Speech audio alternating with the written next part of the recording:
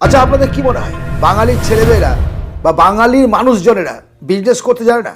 না, এটা ভুল ধারণা, একেবারে অসত্য একটা ঘটনা।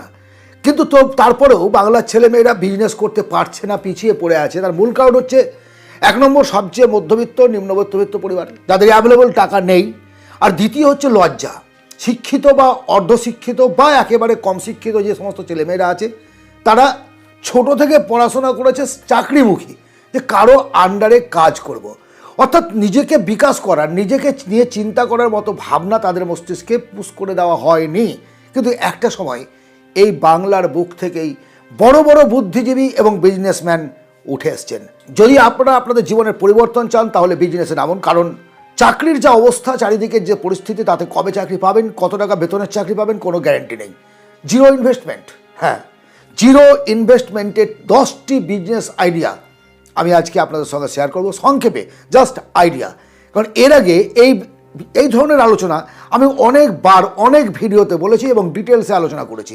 যদি কোনোটা ডিটেলস না থাকে, তাহলে পরবর্তীতে আমি এই 10টার মধ্যে যেটা ডিটেলসে নেই আমাকে কমেন্ট করবেন, সেটা আমি ডিটেলসে আবার আলোচনা করব। কেন জিরো ইনভেস্টমেন্টে অনলাইনে আপনার হাতের মোবাইল দিয়ে বিজনেসের কথা বলছি? কারণ আপনাদের রিকোয়েস্ট, আপনাদের অনুরোধ, আপনারা বারবার বলেছেন টাকা নেই, বিজনেস করতে চায়, টাকা নেই, কিছু একটা করতে চায়, কিভাবে করব?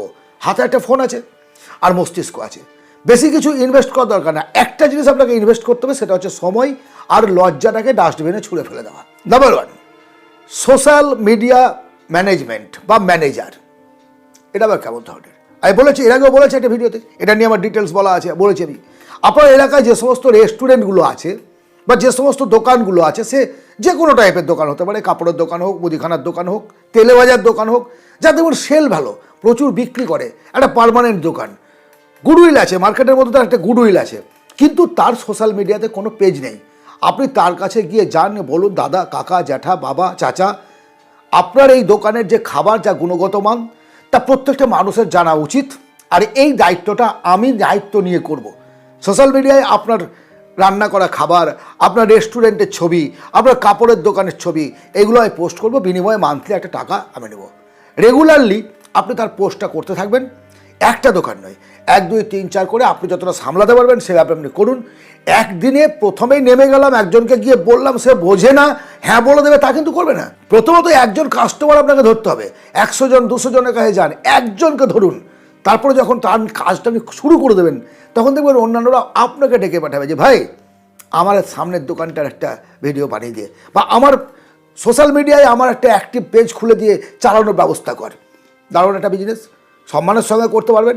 আপনার যে ফোন আছে, সেই ফোন দিয়েই আপনি করতে পারবেন। এক্সট্রা এখনই ইনভেস্ট করার কথা ভাবতে হবে না। সেকেন্ড বিজনেস আইডিয়া, ফ্রিল্যান্সিং বা স্কিল বেসড।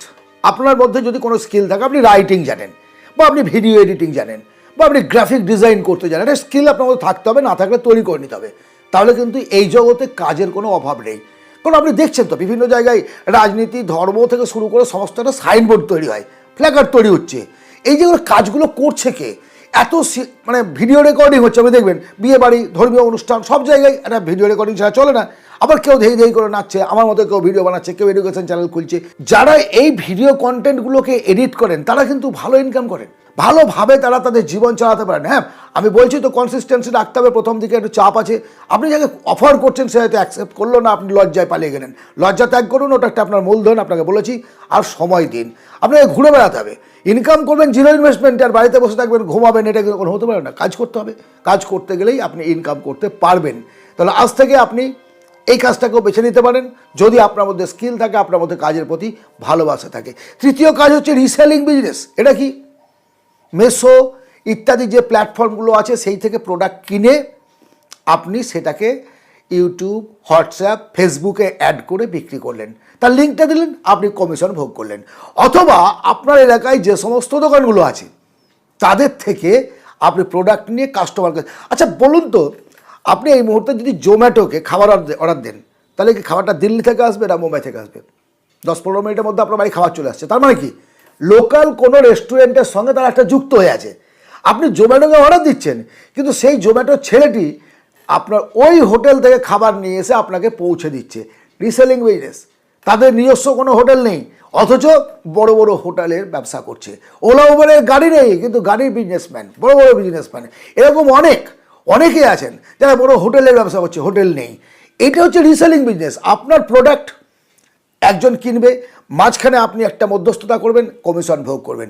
রিসেলিং বিজনেস সম্পর্কে যদি ধারণা চান, এই চ্যানেলে আছে, একটুখানি জেনে নেবেন। 4 নম্বর, ইউটিউব চ্যানেল।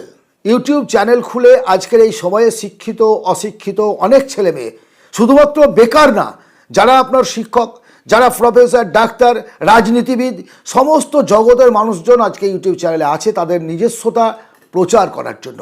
তারা কি ভাবছে, তাদের ভাবনাটাকে, চিন্তাটাকে সমাজের সকল মানুষের সঙ্গে মিলিয়ে দেওয়ার জন্য।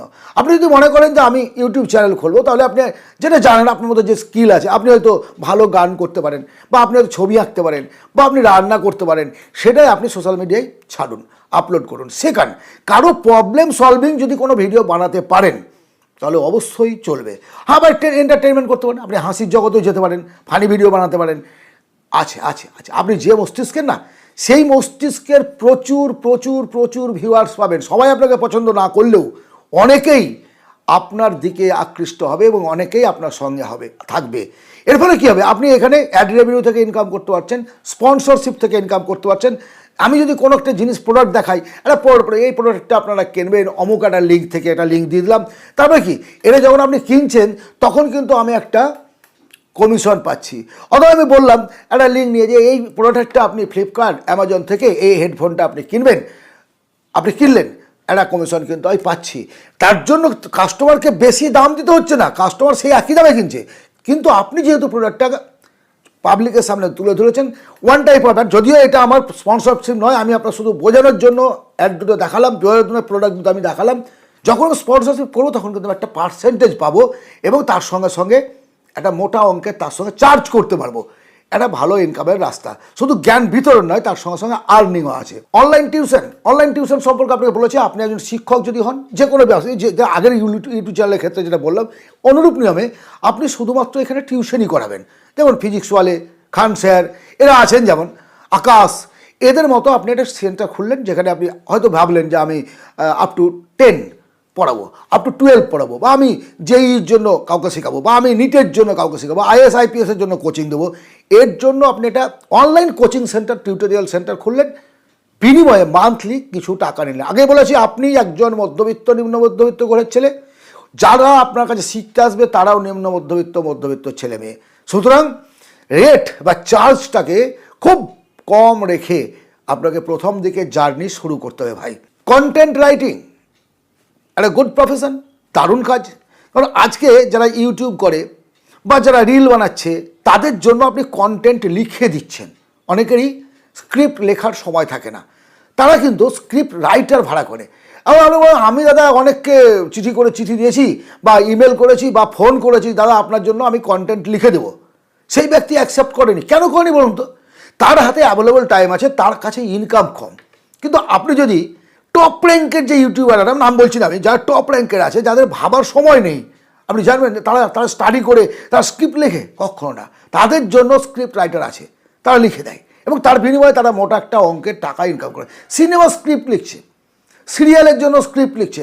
স্ক্রিপ্ট রাইটিংয়ে শুধু ইউটিউবের জন্য না, বিভিন্ন জগতে আপনি স্ক্রিপ্ট লিখে ইনকাম করতে পারেন, যদি আপনার মধ্যে সেই নলেজটা থাকে। বলেছি আপনাকে কিছু তো ইনভেস্ট করতে হবে ভাই, টাকা ইনভেস্ট করবেন না, নলেজ ইনভেস্ট করবেন না, সময় ইনভেস্ট করবেন না, বিজনেস হবে না। ডাটা এন্ট্রি কাজ, আজকে ওয়ার্ক ফ্রম হোম একটা কথা উঠেছে, দেখেছেন কোভিড-19-এর পর যারা চাকরি করতো তারা ঘরে বসে কাজ করছে। কোম্পানি দেখছে সত্যি তো ভালো, ঘরে বসে তো কাজটা আমার উঠে যাচ্ছে, তাহলে একটা পার্মানেন্ট কাউকে যখন আমি রাখতে যাচ্ছি, তখন তাকে মান্থলি একটা স্যালারি দিতে হচ্ছে, 50,000, 60,000, 20,000, যাই লাগুক না কেন। কিন্তু কন্ট্রাক্ট বেসিসে যখন ডাটা এন্ট্রির কাজ কোনো কাউকে দিচ্ছি, তখন কিন্তু অনেক কম টাকায় লাগছে। এবং ইচ্ছে করলে আমি ইন্ডিয়ায় বসে আমেরিকার একজনকে এই কাজটা দিতে, ভাই তুমি এই কাজটা, ইমেলটা তুমি সামলাবে, তুমি আমার এই ফাইলটা দেখবে, অনলাইনে কিন্তু, এবং কন্ট্রাক্ট বেসিসে, সেখানে সারাদিনের বা মান্থলি না, তুমি 2 ঘন্টা পার ডে আমার জন্য কাজ করবে, তোমাকে আমি এত টাকা দেবো, অনেক কন্ট্রাক্ট। এই ধরনের কাজটা আপনি কিন্তু করতে পারেন। আপনি অনায়াসেই এই ডাটা এন্ট্রির জগতে ঢুকতে পারেন। সেটা আপনি গুগলে সার্চ করুন কোন কোন প্ল্যাটফর্মের দ্বারা, সেখানে তারা অ্যাড দেয়, আপনি যে কাজ জানেন সেই কাজের জন্য সেই জায়গায় আপনি ঢুকে যান, ঘরে বসে কাজ করুন, ঘরে বসে কাজ করুন। কোম্পানিও চায়, বললাম কোম্পানি চায় কম টাকায় কাজ করাতে, আপনি চান কাজ। সুতরাং আপনি কাজ শুরু করলেন, একা কোম্পানি আপনাকে দিচ্ছে 2 ঘন্টার জন্য কাজ, আপনি সারাদিনে 6টা কোম্পানির সঙ্গে কাজ করুন, আপনার ইনকামটা একই হয়ে গেল। সুতরাং এই কাজটিকে কোনোভাবে অবহেলা করবেন না। বর্তমান সময়ে অনেক দেখবেন, অনেক ছেলে মেয়ে আছে যারা MBA করেছে, ইঞ্জিনিয়ারিং করেছেন, ঘরে বসে কাজ করছে। আরে তুই চাকরি করিস না? হ্যাঁ করি। কোন কোম্পানি? অমুক কোম্পানি করি। তো যাচ্ছিস না যে? এখন তো বাড়িতে বসে বসে সব কাজ হয়ে যায়। ও বলছে তার মানে কি ও ডাটা এন্ট্রি কাজ করছে, কিন্তু ও বসে নেই চুপচাপ। 10 নম্বর, অনলাইন বিজনেস বা zero investment business voice over. এই যে ভিডিওটা আমি তৈরি করছি এটা বাংলা ভাষায়। আপনার মধ্যে যদি স্কিল থাকে, আপনি হিন্দি, ইংরেজি, বাংলা যে ভাষা পারদর্শী রিট্রান্সলেট করুন ভাষাটাকে। আমি হিন্দি জানি না, তাহলে আমি আমার ভিডিওটাকে আপনি হিন্দিতে ডাব করে পোস্ট করবেন একটা চ্যানেলের মধ্যে, মানে ভাষাটাকে অনুবাদ করবেন। এই অনুবাদের কাজ যদি আপনি করতে পারেন, আমি মিডিল লেভেলে বলছি, হাই লেভেলে তো অনেক বেতনে চাকরি করে যারা অনুবাদক, যারা একটা দেশের লোকের সঙ্গে আরেকটা দেশের লোকের কথা বলার চেয়ে করছে, তাদের তো আলাদা। কিন্তু আমি আপনার জন্য বলছি, জিরো ইনভেস্টমেন্টের জন্য বলছি, আপনি ইউটিউবের ক্ষেত্রে, রিলের ক্ষেত্রে যারা কাজ করছে তাদের হয়ে ভয়েস ওভার করে, শুধুমাত্র ভয়েস ওভার করে একটা টাকা ইনকাম করতে পারবেন। এই যে 10টা বিজনেস আইডিয়া আপনাদের সঙ্গে আমি আলোচনা করলাম, এতে কি অনেক টাকা ইনভেস্ট করতে হবে? না। ওই বলেছি বুদ্ধি আর লজ্জা, এই দুটো জিনিসটা আপনাকে ঠিকভাবে রেখে এগিয়ে যেতে হবে। আর সবচেয়ে বড় শক্তি যেটা, সেটা হচ্ছে ইচ্ছে শক্তি, যে আমি ইনকাম করব, আমাকে ইনকাম করতে হবে, কম্পিটিশনের দিকে থাকতে হবে। আপনারা অনেকেই আমাকে কমেন্ট করেছেন অলরেডি, আবার হয়তো আগামী সময়ে করবেন, যে একই বিজনেস আইডিয়া একইভাবে কেন রিপিট করছেন? পৃথিবীটা একই, প্রতিদিন একই সকাল হয়, সকালে সূর্য ওঠে, সন্ধ্যাবেলায় অস্ত যায়, কিন্তু সব দিন সকলে দেখতে পাই না। আজকের যে ভিডিও, এই ভিডিওটা হয়তো আমি 1 বছর 2 বছর আগে দিয়েছি। যারা দেখেছেন বা তারা আমার চ্যানেল থেকে অনেক সময় বেরিয়ে গেছেন, নতুন যারা আসছেন তারা খুঁজে সেই জায়গায় যেতে পারছেন না। তার জন্য বারবার, শুধু আমার চ্যানেল না, পৃথিবীর যত বিখ্যাত চ্যানেল আছে, বড় বড় চ্যানেল আছে, তাদের মধ্যে দেখবেন যে ফলো আপ থাকে। একটা বছর এক ধরনের ধারাবাহিকতাই চলতে থাকে, নেক্সট ইয়ারে আবার রিপিটেশন হয়।